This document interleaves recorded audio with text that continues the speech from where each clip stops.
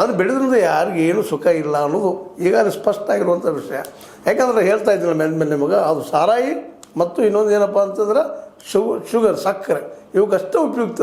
ಮುಂದೆ ಈ ಒಂದು ಕಾರ್ಖಾನೆ ಮಾಡ್ಕೊಂಡಂಥ ಈ ಎಲ್ಲ ಕಾರ್ಖಾನೆ ಮಾಲೀಕರಿಗೆ ಕೋಆಪರೇಟಿವ್ ಇದ್ದರೆ ಕೋಆಪರೇಟಿವ್ ಜನಕ್ಕೆ ಅಲ್ಲಿಯ ಷೇರುದಾರರಿಗೆ ಅವರಿಗೆ ಲಾಭ ಇಲ್ಲ, ಇಲ್ಲಿ ವೈಯಕ್ತಿಕ ಬಂದ್ರೆ ವ್ಯಕ್ತಿಗಳಿಗೆ ಲಾಭ.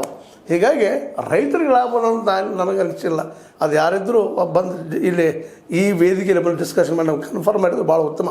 ಲಾಭದಂತೆ ಉದ್ಯೋಗ ಅಲ್ಲ ಕಬ್ಬು, ಅದು ಇನ್ನುಳಿದ ಬೆಳೆಗಳು ಅದು ಬೆಳೀತಾ ಇಲ್ಲ. ಯಾಕಂದ್ರೆ ನೀರಾವರಿ ಸಾಕಷ್ಟು ಇರೋದ್ರಿಂದ ವರ್ಷದ 2-3 ಬೆಳೆ ಬೆಳೆಯೋದಕ್ಕೆ ಸಾಧ್ಯ ಅದ. ಅದರಲ್ಲೂ ಎಣ್ಣೆಯ ಕಾಳುಗಳನ್ನು ಬೆಳೆದು ನಾವು ಬಂದ್ ಮಾಡಿದಂಗೆ ಆಗ್ಯದ. ಇವತ್ತು ದೊಡ್ಡ ಸಾಕ್ಷಿ, ನಾವು ಹೊರದೇಶಗಳಿಂದ ಎಣ್ಣೆಯನ್ನು ಆಮದು ಮಾಡ್ಕೊಳ್ತಾ ಇದ್ದೀವಿ 55%. ಇದು ನಮ್ಮ ಸೋಲು ಅಂತ ಹೇಳಬೇಕಾಗ್ಯದ, ನಮ್ಮ ಆಡಳಿತಗಾರರ ಸೋಲು. ಯಾಕಪ್ಪ ಅಂದರೆ ಇವರಿಗೆ ಕೇವಲ ಸರಳವಾಗಿ ದಾಟುವಂಥದ್ದು ಬೇಕಾಗ್ಯದ, ಸರಳವಾಗಿ ಮುಂದೆ ಹೋಗುವಂಥದ್ದು ಬೇಕಾಗಿದೆ. ರೈತರಿಗೆ ಏನಾಗ್ತದೆ ಗೊತ್ತಿಲ್ಲ ಅನ್ನುವಂಥ ಮಟ್ಟಿಗೆ ಈಗ ಅದಕ್ಕಾಗಿ ರೈತರು ಕೇಳ್ತಾ ಇರೋದು ಬರೀ ನೀರಷ್ಟು ಕೊಡಪ್ಪ ಸಾಕು ಅಂತೇಳಿ. ಆದರೆ ಆ್ಯಕ್ಚುಲಿ ಅವ್ರು ಕೇಳಬೇಕಾಗಿದ್ದಕ್ಕೆ ಹೆಚ್ಚೊಂದು ಮಾರ್ಕೆಟ್ ಅವ್ರ ಕೈ ಸಿಕ್ತಪ್ಪ ಅಂದ್ರೆ ಅವ್ರು ನೀರನ್ನು ಸಹಿತ ಅವ್ರು ಮಾಡ್ಕೊಳ್ತಾರೆ. ಯಾಕಂದ್ರೆ ಲಾಭ ಆದ್ರೆ ಆ ದುಡ್ಡನ್ನ ಇನ್ವೆಸ್ಟ್ ಮಾಡ್ತಾರೆ ಅವರು. ಇವತ್ತು ಲಾಭದ ಉದ್ಯೋಗನೇ ಅಲ್ಲಲ್ಲ. ಮೊನ್ನೊಂದು ಎಲ್ಲೋ ಒಂದು ವಿಡಿಯೋ ಬರ್ತಾಯಿತ್ತು, ರೈತರಿಗೆ ಅಥವಾ ರೈತರ ಮಕ್ಕಳಿಗೆ ಹೆಣ್ಣು ಕೊಡ್ತಾ ಇಲ್ಲ ಅನ್ನುವಂಥದ್ದು. ಹೌದ್ರಿ, ಹೆಂಗೆ ಕೊಡ್ತಾ ಇದ್ದಾರೆ ಹೆಣ್ಣು? ಸಾಕಷ್ಟು ಶ್ರಮ ವಹಿಸಿ ದುಡಿತೀವಿ, ಮಾಡಿದ್ರೆ ಲಾಭದ ಉದ್ಯೋಗ ಅಲ್ಲ ಇದು. ಮಧ್ಯದಾಗೆ ಲಾಭ ಇಲ್ಲ ಅಂದಾಗ ಸಹಜವಾಗಿ ಶೇರುಗಳಲ್ಲಿ ಅಲ್ಲೇ ವೆಲ್ಯೂಸ್ಗಳಿಲ್ಲ ಅಂತ ಹೆಣ್ಮಕ್ಳು ಒಬ್ಬ ವೈಟ್ ಕಾಲರ್ ಜಾಬ್ದನ್ನು ಹುಡುಕಿ ಶುರು ಮಾಡಿಬಿಡ್ತಾರೆ ಅವ್ರ ತಂದೆ ತಾಯಿಗಳು.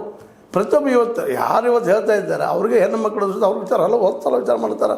ಹೌದು ಬಾ, ಮತ್ತೆ ರೈತ ಮನೆಗೆ ಹೋಗೋದು, ದುಡಿದು ಮುಂಜಾನೆ ಸಾಯಂಕಾಲ ತನಕ, ಬೆಳಗ್ಗೆ 5ಕ್ಕೆ ಶುರು ಆದ್ರೆ ರಾತ್ರಿ 8-9 ತನಕ ದುಡಿದು ಕಡೆಗೆ ಸಿಗೋದು ಎಷ್ಟು ಅದರಿಂದ ಅನ್ನುವಂಥ ದೊಡ್ಡ ಪ್ರಶ್ನೆಗಳನ್ನ ಅಲ್ಲೆಲ್ಲ ನಾವು ಕೇಳ್ತಾ ಇದ್ದೀವಿ. ಅಲ್ಲಲ್ಲ ಎಲ್ಲ ಕಡೆ ಇರುವಂಥ ಪ್ರಶ್ನೆ. ಹೀಗಾಗಿ ಏನು ಮಾಡ್ತೀರಪ್ಪ, ರೈತಾಪಿ ಅಂದರೆ ಒಂದು 10 ಎಕರೆ ಭೂಮಿ ಅದ, ನಾವು ಹೆಣ್ಣು ಕೊಡೋದಿಲ್ಲ ಅನ್ನೋದು ಬೆಳೀತಾ ಇದೆ ಇವತ್ತು. ಅಷ್ಟು ದುಡಿದ್ರು ಲಾಭ ಇಲ್ಲಲ್ಲೇ, ಒಳ್ಳೆಯ ಬದುಕಿಲ್ಲ. ಈಗ ಆರಂಭದಲ್ಲಿ ಕೇಳಿದ್ದಲ್ಲಿ ನಿಮ್ಗೆ ಮಾರ್ಕೆಟ್ ಇಲ್ಲಪ್ಪ ಇವ್ರ ಕೈಯಲ್ಲಿ. ಒಂದು ಎರಡನೇದು ಎಷ್ಟು ಜನ ಕೋಟ್ಯಾಧೀಶರಿದ್ದಾರೆ. 10 ಎಕರೆ 20 ಎಕರೆ ಭೂಮಿ ರೇಟಲ್ಲ, ವರ್ಷಕ್ಕೆ ನೀವು ಎಷ್ಟು ಗಳಿಸ್ತಾ ಇದ್ದೀರಿ ಅದು ಬೇಕಾಗಿ. ಅಂದ್ರೆ ಮಾರ್ಕೆಟ್ ಇಲ್ಲ ಅವ್ರ ಕೈಯಲ್ಲಿ. ಪಾಪ ಇಲ್ಲಿಯೇ ಒಂದು ದಳ್ಳಾಳಿ ವ್ಯವಸ್ಥೆ ಅವ್ರ ಕೈಯಿಂದ ದುಡ್ಡು ಕಸ್ಕೊಳ್ತದೆ. ಅವ್ರು ದುಡಿದು ಕಷ್ಟ ಇದ್ದಾರೆ.